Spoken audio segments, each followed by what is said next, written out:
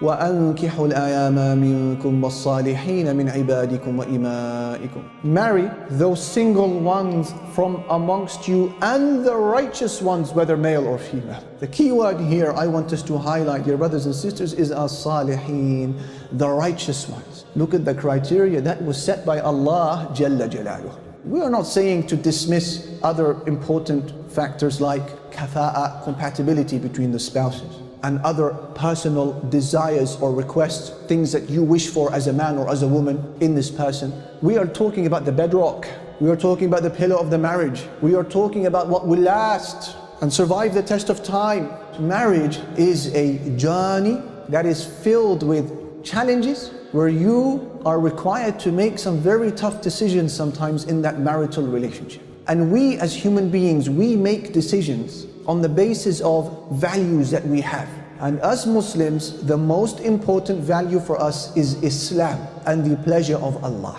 Therefore, the more Islam you share with your spouse, the easier it will be to make those difficult decisions in life, because you're both singing from the same hymn sheet. You're both in the same waters. But when the bedrock of religion is missing, or you guys are at completely different levels, because you didn't take it into consideration when getting married, making those decisions in life becomes very complicated. Basic questions may cause a dispute, like which school are we going to send our children to? Are we going to save up money for Hajj next year or not? Are we going to dedicate a space in the house to pray together as a family? Yeah. Basic questions like halal and haram food. Where should we be eating from? Income. How are we making money in this household? Basic questions becomes a source of fighting.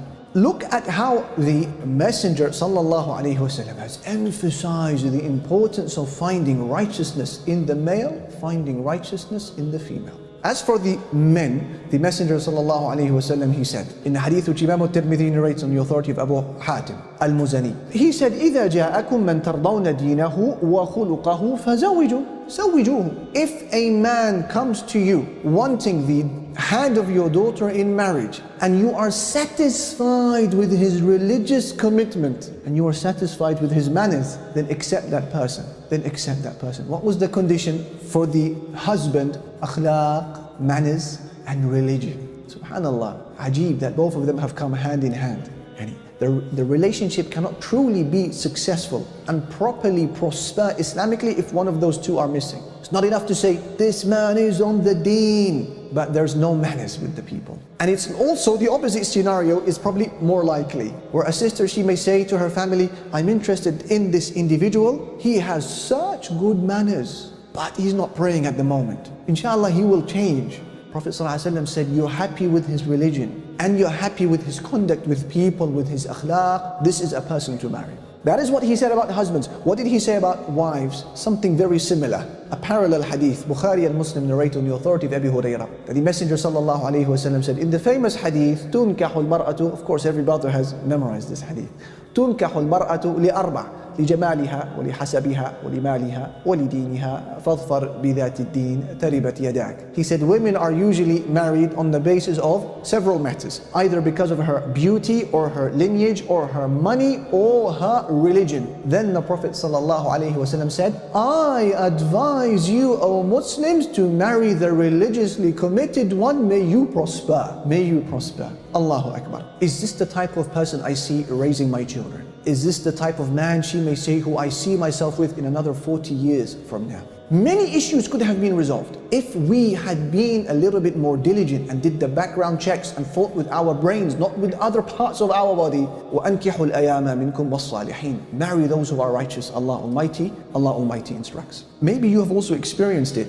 where a brother may go to a particular family having an interest in the daughter of that family. And then you see the level of importance that is placed just by virtue of the questions that are asked. Yes. So the question may be, do you have a job? Are you working? And he says something along the lines of, I'm in the process, or I'm looking for work, or something like that. And because of that, it's a blanket rejection. Nothing else investigated. Now, I appreciate that fathers would like to take care of the prosperity of their daughters and they want them protected. I have no issues with that. My main issue is with the other scenario now. If we flip around the scenario, where they may ask him, are you working? He says, yeah, I'm working. طيب. And I have a house, and I have a car. Everything's in place. Doctor, architect, whatever it may be. And the news comes to the family that this man doesn't pray. This man is just a one-shot hit Friday Jum'ah Salah. They say, yeah, inshallah, he'll start praying. Bi-idhnillahi ta'ala. He will change. Ajib.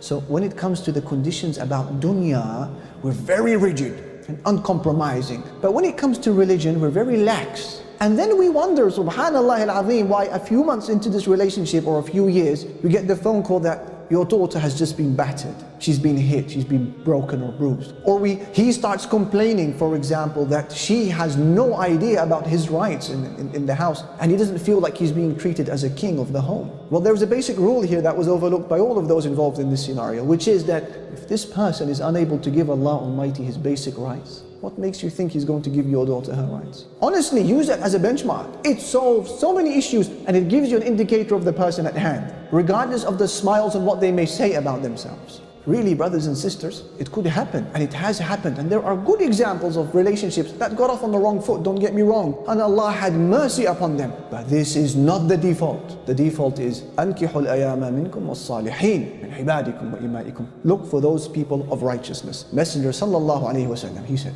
as Imam al-Tirmidhi narrates on the authority of Thawban, the companions, they said to him, Ya Rasulullah, ayyul mali nattakhidh? What type of wealth should we seek to acquire? He gave them an answer that they were not expecting. He said to them, لِيَتَّخِذْ أَحَدُكُمْ قَلْبًا شَاكِرًا وَلِسَانًا ذَاكِرًا وَامْرَأَةً صَالِحَةً تُعِينُ أَحَدَكُمْ عَلَىٰ أَمْرِ الْآخِرَةِ. He said, the wealth that you should seek to attain is this. You should seek to attain a heart that is grateful to Allah, and a mouth that is praising Allah, and a righteous spouse who will help you in your journey to the hereafter. Allahu Akbar.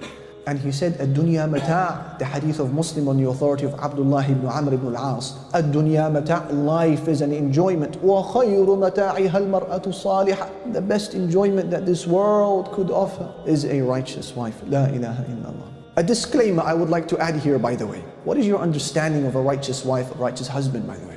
Is our understanding of a righteous spouse that Allah wants from us is a woman who is in a black abaya from head to toe and her face is covered in, you can't see an inch of her body? Is this the religious ukhti that you're looking for? And I am not belittling that. The hijab is part of the deen, and the niqab is part of the deen. No one can take that away from the religion, regardless of how many TEDx talks they would like to give. But I am talking about, what is the religion in your eyes? Akhil Kareem, just so that you're not disappointed later on in your relationship. Gloves and socks and face cover. This is the religion, limited to exclusive to this?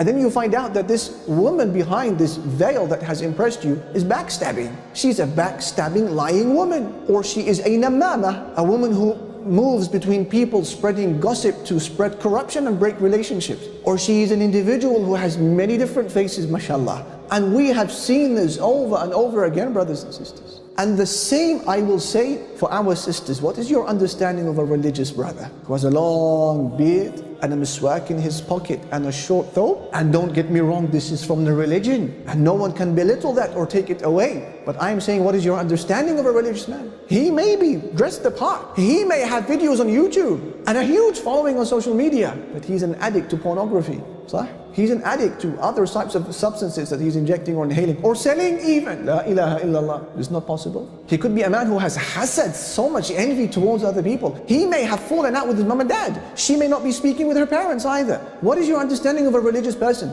Just the madahir, outward appearance, but no makhabir, no internal quality. Part of the deen, Akhil Kareem, Ukhti al-Karima, is akhlaq, is manners. Did he ﷺ not say that the heaviest thing that will be weighed on the day of judgment is manners? Religion is not cheating people with regards to their wealth, not conning them out of their money, not bringing in haram money into the house. That's religion. Religion is when you, sister, Ukhti al-Karima, you guard your tongue. You don't speak about people behind their backs. You don't show hasad, envy towards something khair that others have. Allah has given some and you want it taken away from them. Religion is about having a pure heart, clean heart that doesn't harbor enmity towards a believer. How can we ensure that the person we are looking to marry is a righteous person? What do we do? There are several things that we can do, and we have to ultimately rely upon Allah. One of those things that we can do from a practical perspective is make dua. Now, if you are not a married person particularly, and even if you're married, make the Quranic dua. رَبَّنَا هَبْ لَنَا مِنْ أَزْوَاجِنَا وَذُرِّيَّاتِنَا قُرَّةَ أَعْيُنٍ. Oh Allah, give us from our spouses and from our children those who will be the coolness of our eyes, and ask many of of those brothers and sisters who are living some of the happiest days of their lives today. They will tell you, we used to make this dua religiously back when we were still bachelors.